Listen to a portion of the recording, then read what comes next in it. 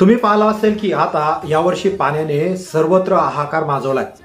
बऱ्याच शेतकऱ्यांच्या शेत्या वाहून गेल्यात। त्याचबरोबर शेतकऱ्यांच्या शेतामधील जनावरं सुद्धा दगावले।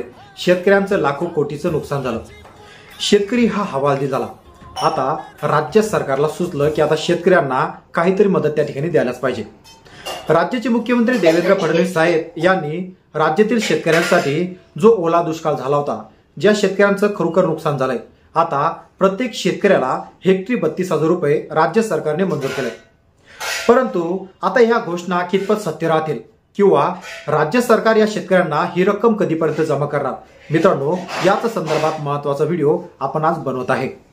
तर राज्याचे मुख्यमंत्री देवेंद्र फडणवीस हे नेमके शेतकऱ्यांसाठी आता हे 32,000 रुपये हेक्टरी मदत कशी देणार हे आपण त्यांच्याच तोंडून ऐकूया। मोठ्या प्रमाणात अतिवृष्टी झालेली आहे। साधारणपणे गेल्या 3-4 दिवसातल्या सगळ्या अतिवृष्टीमध्ये जवळपास 12 ते 14 लाख एकर जमीन ही त्या ठिकाणी त्याच्यावरची पिकं जी आहेत ती बाधित झालेली आहेत। काही प्रमाणात जनावरांचं नुकसान झालेलं आहे। विशेषतः आपल्याला माहिती आहे की नांदेड जिल्ह्यामध्ये मोठ्या प्रमाणात जी काही ढगफुटी सदृश परिस्थिती झाली त्याच्यामध्ये 8 लोकांचा जवळपास मृत्यू झालेला आहे। त्यामुळे ती देखील एक अतिशय वाईट अशा प्रकारची घटना घडलेली आहे। ओव्हरऑल आता परिस्थिती बऱ्यापैकी नियंत्रणात आहे।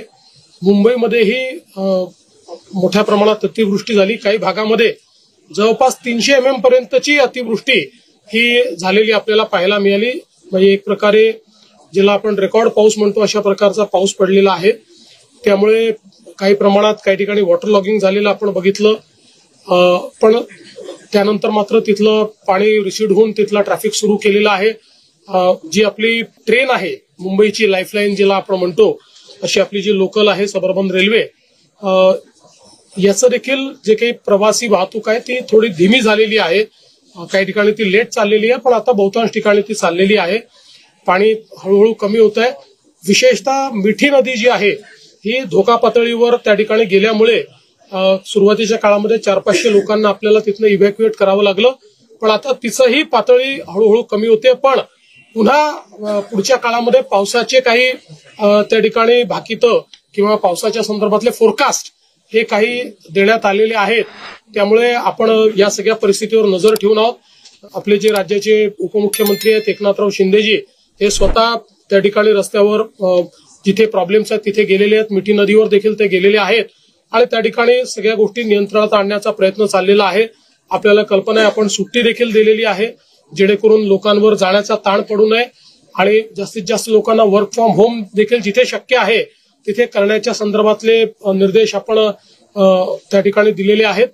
आणि आता या क्षणी परिस्थिती बऱ्यापैकी नियंत्रणात आहे, पण पुन्हा पाऊस आणि संध्याकाळी हाय टाईड देखील आहे।